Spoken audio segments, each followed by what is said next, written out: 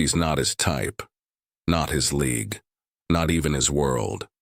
That's what they said when her name appeared next to his. A message sent to the wrong number had become a scandal no PR team could clean.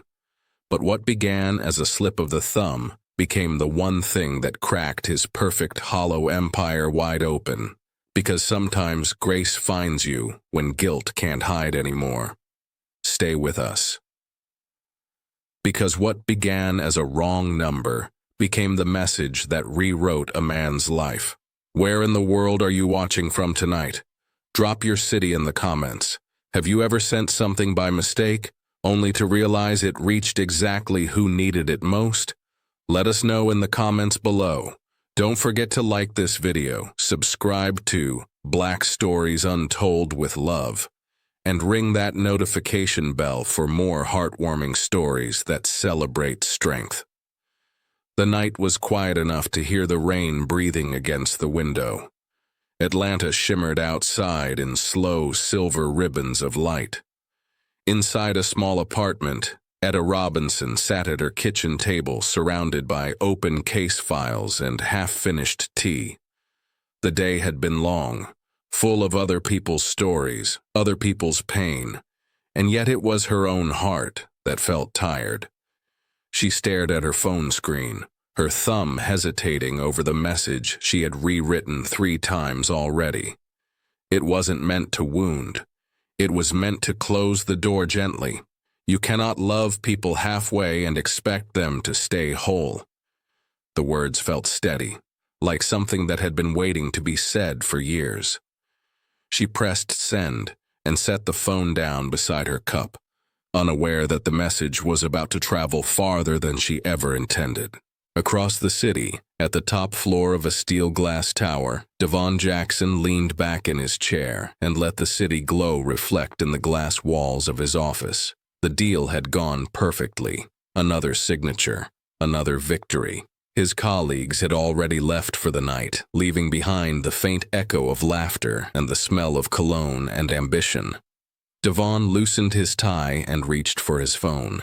The screen lit up with a single notification. No name, no introduction. Just a message that didn't belong in his world. You cannot love people halfway and expect them to stay whole. He read it twice. Something in the simplicity of it caught him off guard. For a moment he wondered if it was part of a marketing pitch or a mistake, but the rhythm of it felt personal. He leaned forward, elbows on the desk, phone glowing in his hand. The words lingered like perfume, subtle yet impossible to ignore. They reminded him of a night long ago when someone had said something similar before walking out of his life for good. He hadn't thought about that woman in years.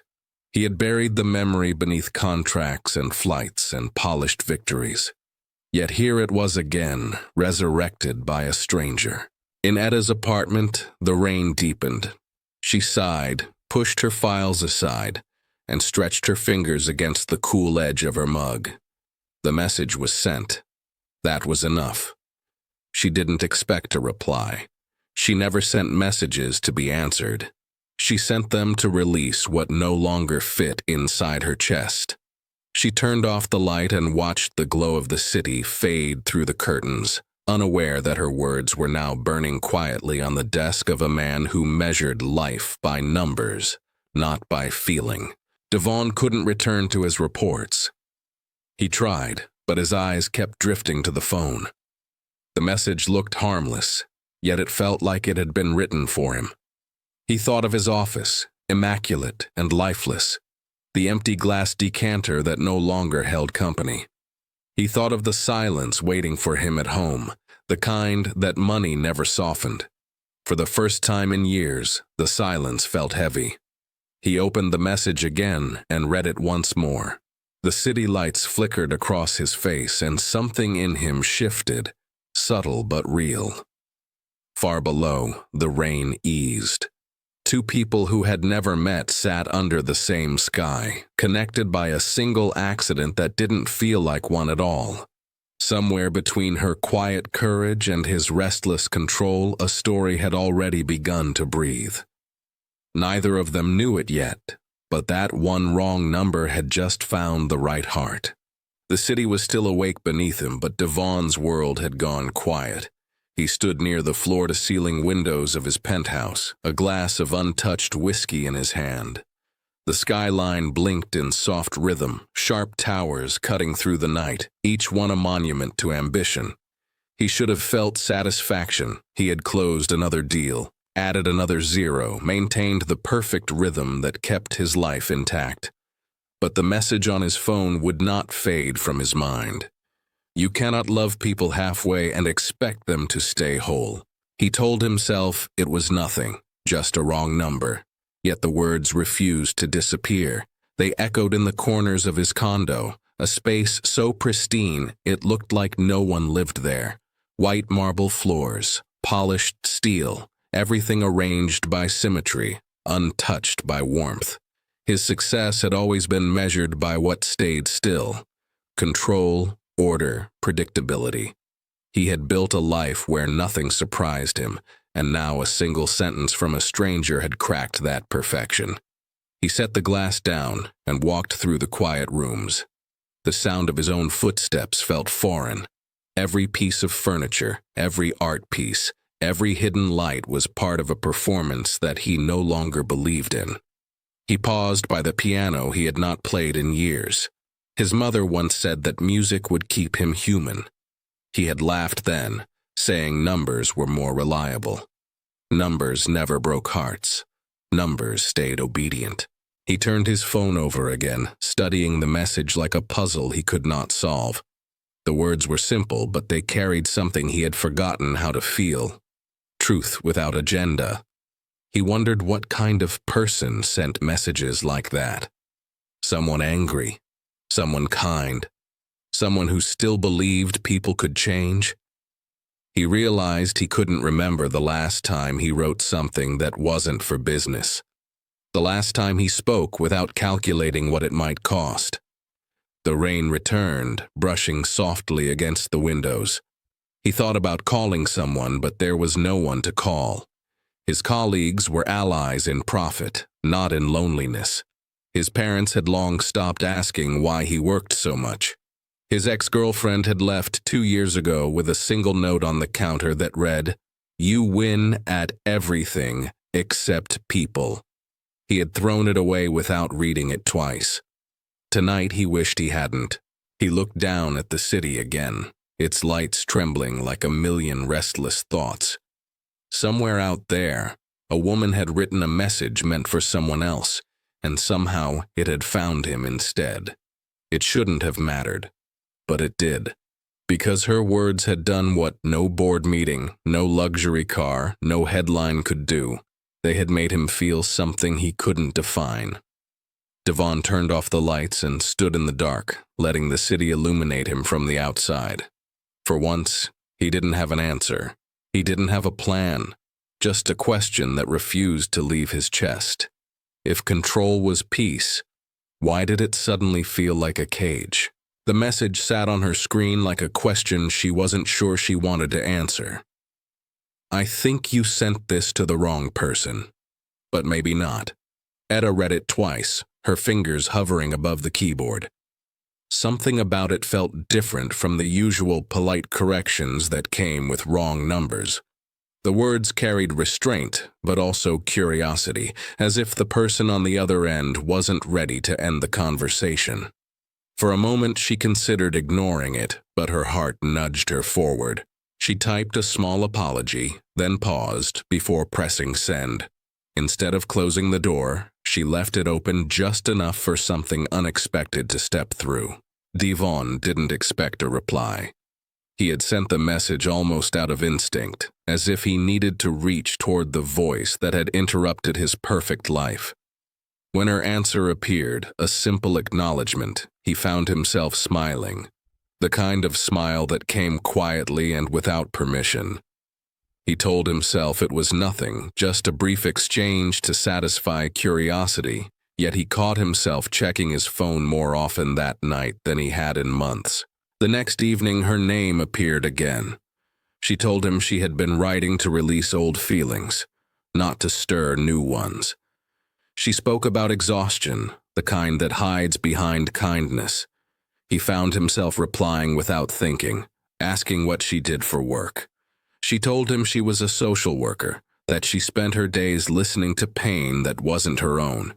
He typed that he worked in consulting, that his days were built on deadlines and people who pretended they had no hearts.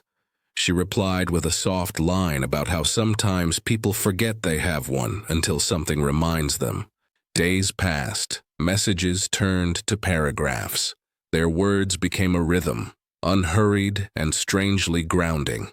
Etta found herself talking about small things, the way she sat by the window in the evenings, the sound of rain, the comfort of music she hadn't listened to in years. Devaun responded with stories he rarely shared, memories of his brother who used to play the guitar on summer nights before life pulled them apart. She asked if he ever stopped to breathe between achievements. He didn't know how to answer. He told her he tried, but the truth felt thin even as he typed it. She sent back a message that simply read, "Then try again." He didn't know her face beyond a small profile picture, yet he felt her presence everywhere. In the moments between meetings, in the quiet after midnight. Her words followed him through the static of his routines, softening the edges of his world. On her side of the city, Etta noticed herself waiting for his replies. She told herself it was just conversation, a digital exchange between two strangers who happened to connect. But his messages made her laugh when her days were heavy, made her think when she wanted to avoid her own silence. They were two lives that should never have touched, hers built on empathy, his built on structure. Yet somehow they fit in the spaces the world never saw. Every night, their messages drifted like lanterns through the dark, carrying pieces of truth neither of them had shared with anyone in years. What began as an accident was already becoming something sacred, and neither of them could see it, but both could feel it. Like the first tremor before a life begins to change. The night he found her photograph, Devaun told himself it was curiosity, nothing more. Yet when her image filled his screen, the room seemed to shift. Etta stood in front of a wall painted in wild bursts of color, blues, oranges, and golds that refused to stay still. The light caught her skin in a soft glow, the kind that wasn't staged or retouched. Her locks framed her face and fell across one shoulder with quiet defiance, as if even gravity respected her. Her expression was calm but certain, eyes focused on something beyond the frame. She wasn't posing, she was existing, and somehow, that felt louder than anything else. He had seen countless faces in his line of work, perfect smiles designed to sell trust, sharp suits made to imply power, but none of them looked like this. Etta's photo carried no agenda. It was raw, unpolished, alive. For the first time, Devaun realized how sterile his world had become. Every person he met mirrored him, refined, distant, rehearsed. Yet this woman he had never met spoke through her stillness, and her silence made more noise in him than the city ever had. He scrolled through the page, seeing glimpses of her life in fragments. Children laughing in group photos, a caption about a community art project, another about a shelter renovation. She smiled differently in those pictures, with her whole face, her whole being. She looked like someone who had chosen to stay soft in a world that kept trying to make her hard. Devaun leaned back, feeling the pull of something he couldn't define. He thought about the way she spoke through her messages, clear, patient, honest. There had been no performance there either, just truth. The kind of truth people like him avoided because it forced you to see yourself too clearly. He closed the screen, but the image stayed in his mind. The colors, the warmth, the sense of someone who moved through the world with purpose instead of pretense. He wondered what her voice would sound like in person. He wondered if she smiled between words the way he imagined. He wondered what kind of man she thought he was. Etta, miles away, didn't know she had become a thought that refused to leave someone's mind. Her night was simple. Music low, a candle burning beside her journal. She was writing about the children at the center, about how one boy had asked her if grown-ups ever forget how to dream. Her pen hesitated. "Maybe they do," she wrote, "but some of us are lucky enough to be reminded." Devaun opened their chat again, scrolling through their exchanges. The words felt different now that he had a face to attach to them. Not just a name on a glowing screen, but a person whose presence filled spaces even when she wasn't there. He didn't message her that night. He just sat with the quiet awareness that something inside him had shifted for good. The city outside blinked and pulsed, alive and indifferent. Yet somewhere between two screens and two lives, something fragile had started to grow. It wasn't love, not yet, but it was the beginning of remembering what it meant to be moved by another human being, and for Devaun Jackson, that was already more than he had felt in years. The cafe smelled like roasted beans and warm cinnamon, the kind of scent that made people slow down without realizing it. Etta sat at a corner table near the window, stirring her tea, though it had already gone cold. The morning light framed her in soft gold. She told herself this meeting was nothing more than courtesy. A stranger she had been texting for a week wanted to talk in person.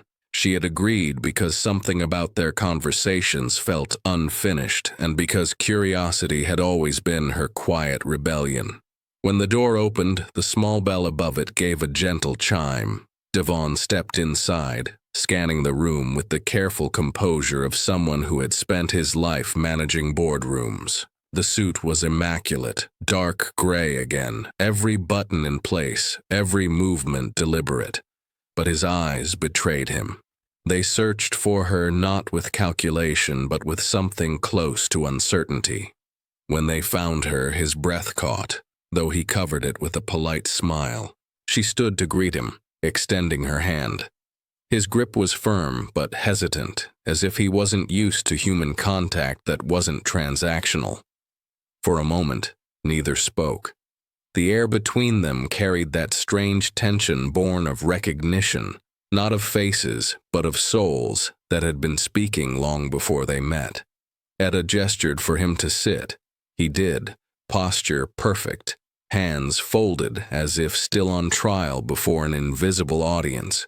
She noticed the details others might have missed, the faint crease near his eyes, the guarded tone when he ordered black coffee, no sugar, no cream. Control, even here.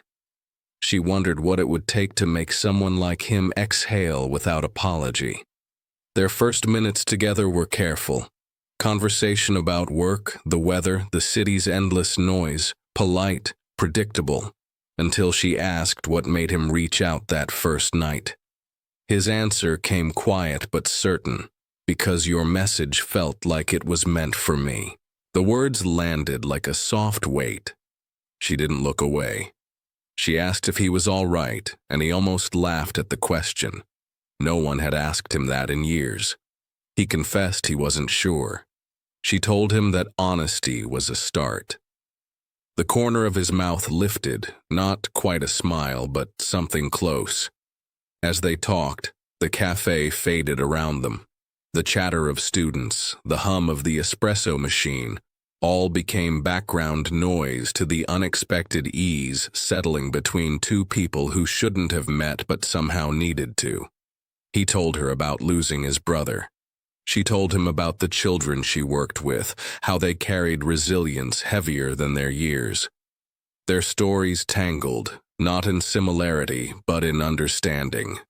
By the time their cups were empty, the space between them felt less foreign. When Etta stood to leave, Devaun rose too, an old habit of manners resurfacing without thought. She thanked him for coming. He thanked her for listening. It was simple. It was human. Outside, the light had shifted, painting their reflections side by side in the cafe window. Two people from different worlds, mirrored for a fleeting moment in the same glass. She walked away first, her steps unhurried, her presence lingering behind like the scent of rain before it falls. Devaun remained for a while longer, staring at the empty chair across from him, realizing that for the first time in years, silence didn't feel empty.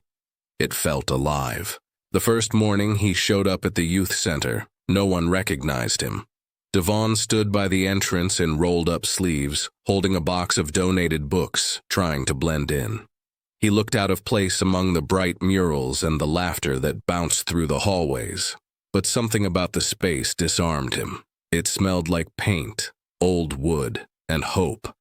Etta spotted him from across the room, surprise flickering across her face before softening into something that almost looked like pride. She didn't ask why he was there.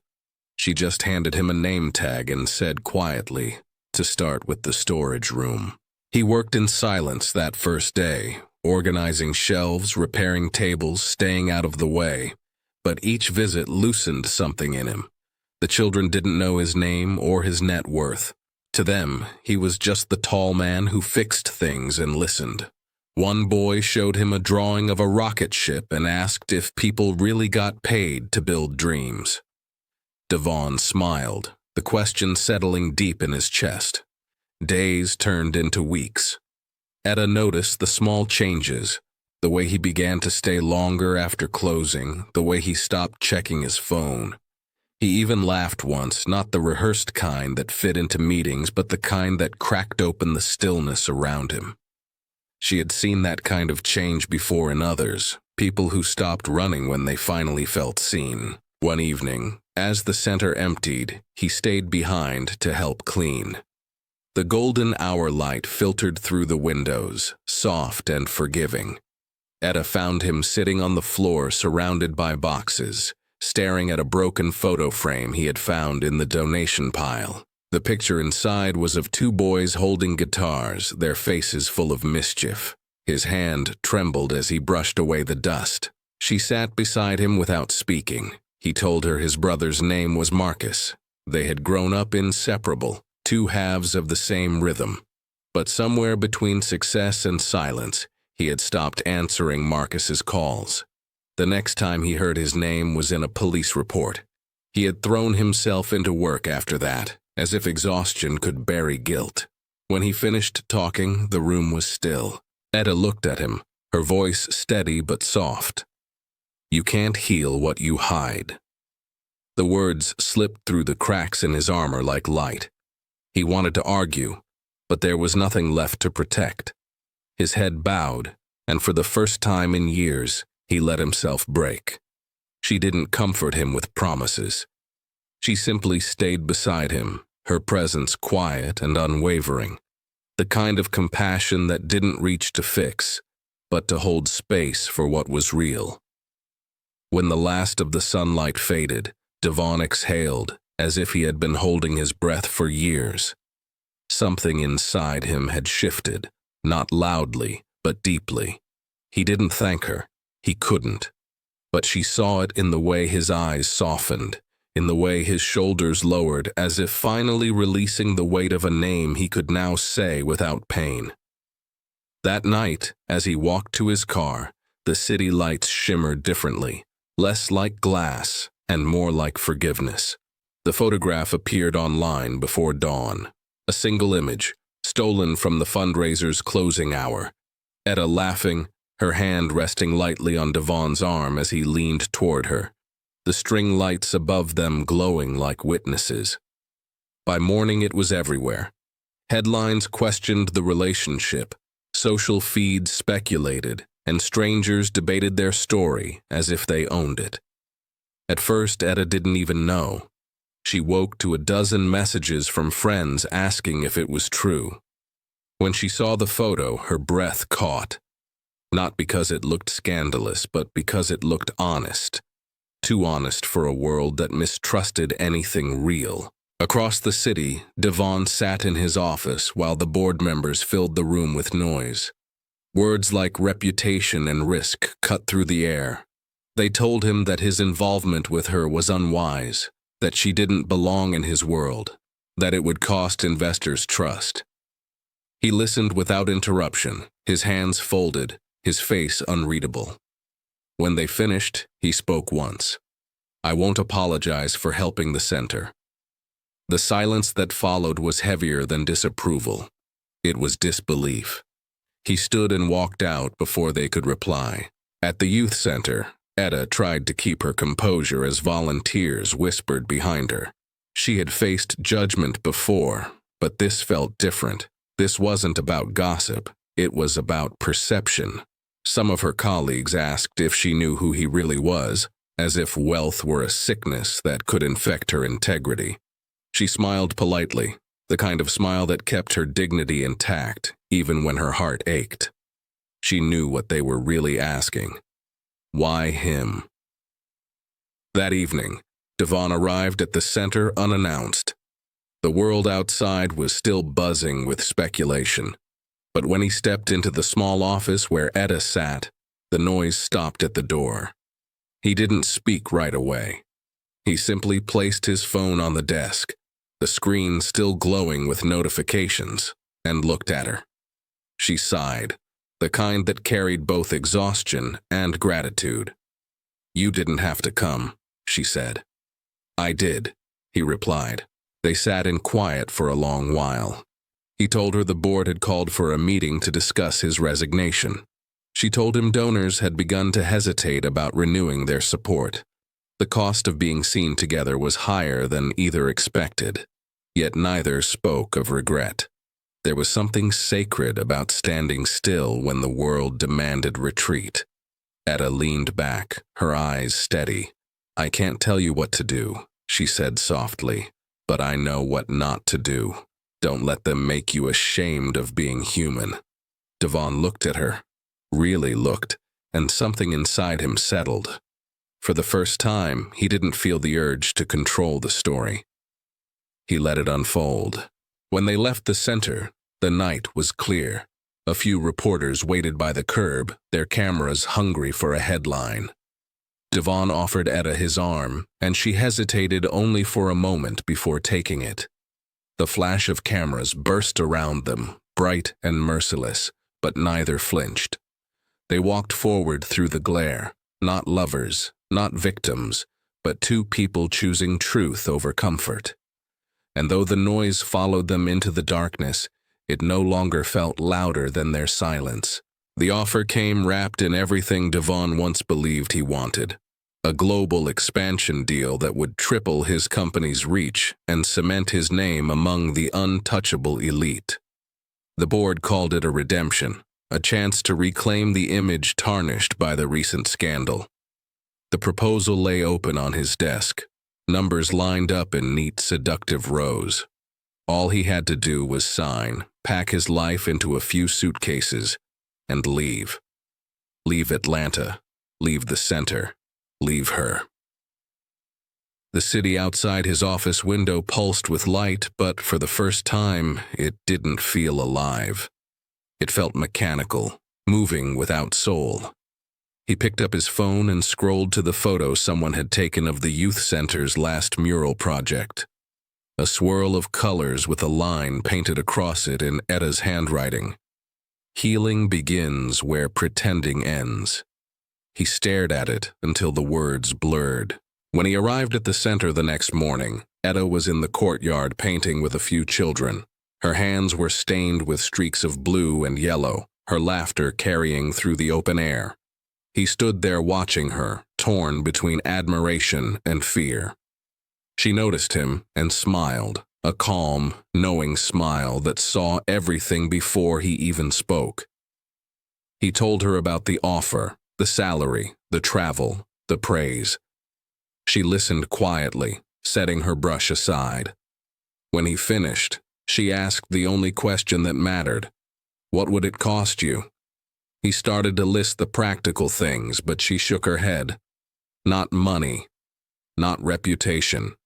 You. What would it cost you?" He didn't answer. He couldn't. The truth pressed against his chest like a secret he didn't want to name. Etta's gaze softened, and her voice turned gentle.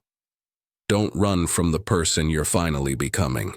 You've spent years building walls out of success, and now that you've started to climb out, don't go back inside. He wanted to promise he wouldn't, but promises had always come easily to him. Too easily. So instead, he nodded.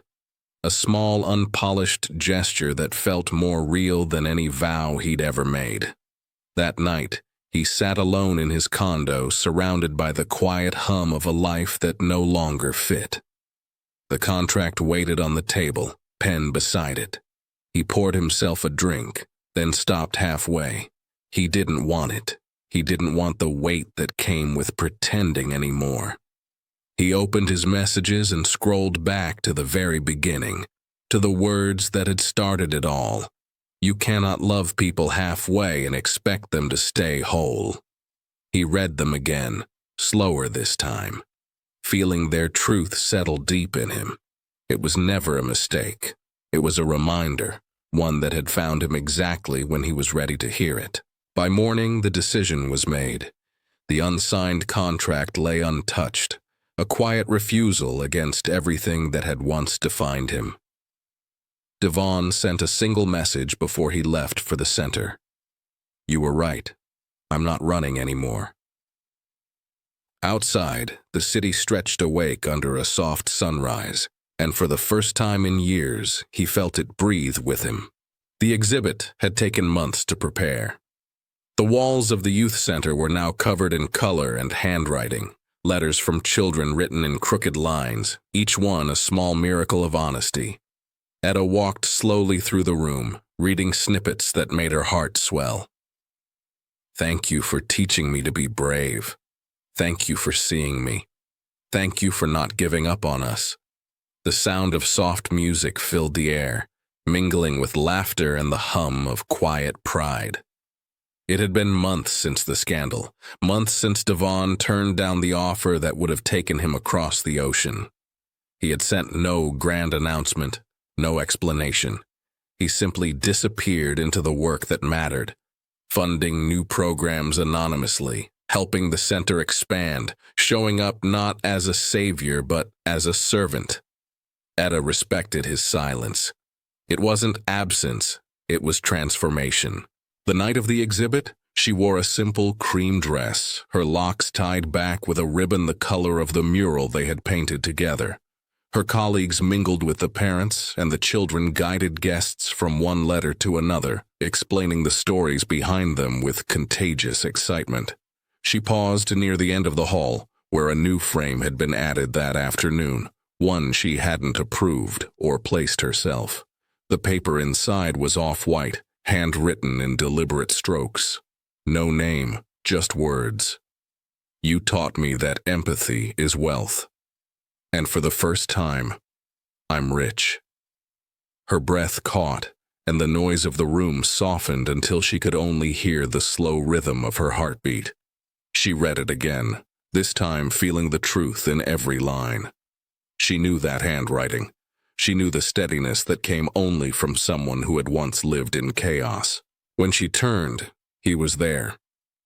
Devaun stood at the edge of the crowd, no suit, no armor. Just a man in a linen shirt, his sleeves rolled up, his expression open and unguarded. He wasn't watching her as though she were someone to be studied, but as someone to be met halfway.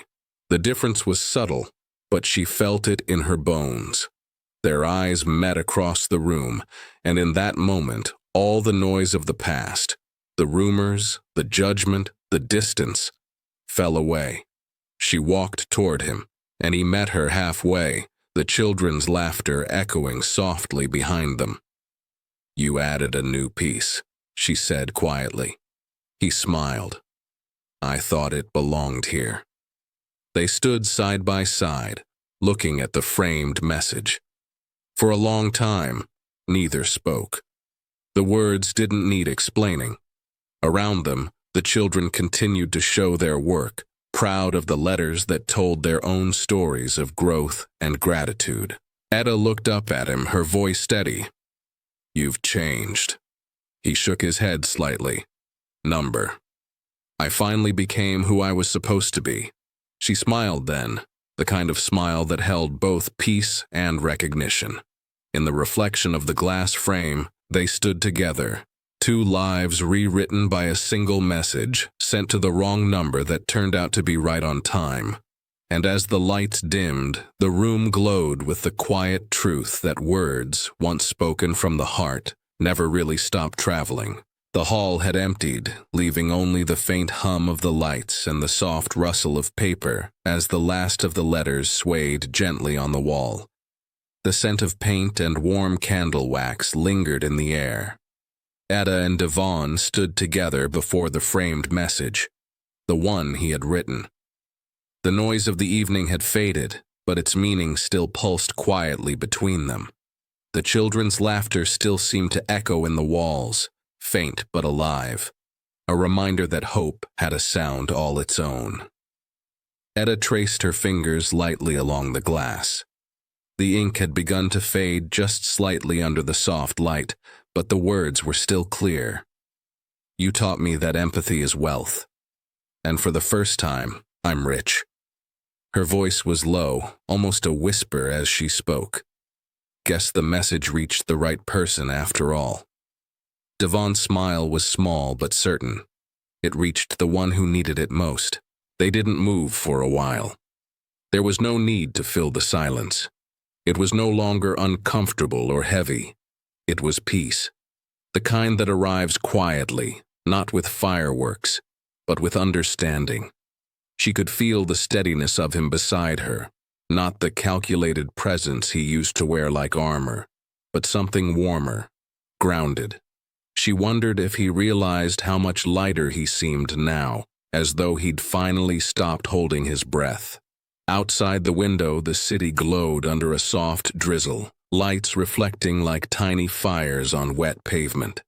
Somewhere out there, another message was being written, another story beginning by accident. The thought made her smile. He looked at her then, not as the man who owed her gratitude, but as someone who had learned to see. His gaze carried a quiet reverence, not for her perfection, but for her persistence, for the way she never ran from pain, only met it head-on until it softened. "Thank you," he said softly. She turned to him, curious. "For what?" "For sending the wrong message," he said, "because it gave me a chance to finally answer something inside myself." Etta's laugh was gentle, the kind that carried warmth into the air. "Maybe it wasn't wrong," she said. "Maybe it just took the long way home."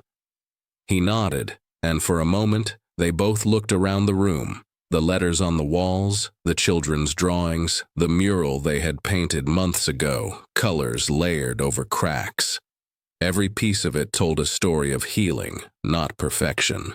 When the lights dimmed for closing, they began to walk toward the door together. Their steps matched in rhythm, unhurried, certain. At the exit, Etta turned one last time, looking back at the wall where her message still hung framed among all the others.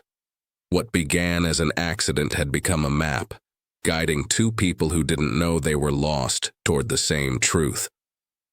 Outside, the rain had softened to a mist. Devaun reached for the umbrella but paused, glancing at her. She shook her head, smiling. Let it fall. The rain felt gentle, like renewal, washing away everything that no longer mattered. As they stepped into the night, the city lights reflected in the puddles around their feet. Two silhouettes walking side by side, not defined by where they started, but by who they had become. And above them, the faint hum of thunder whispered the same truth their story had already proven. Even the smallest message can change the shape of a life forever. If this story touched something in you, share it. Someone out there needs to remember that even mistakes can carry purpose, and words sent in pain can still bring healing. Comment below if you've ever said goodbye to one chapter, only to find it open the right one. Thanks for watching. If you enjoyed this video, give it a like, drop a comment, and share it with a friend.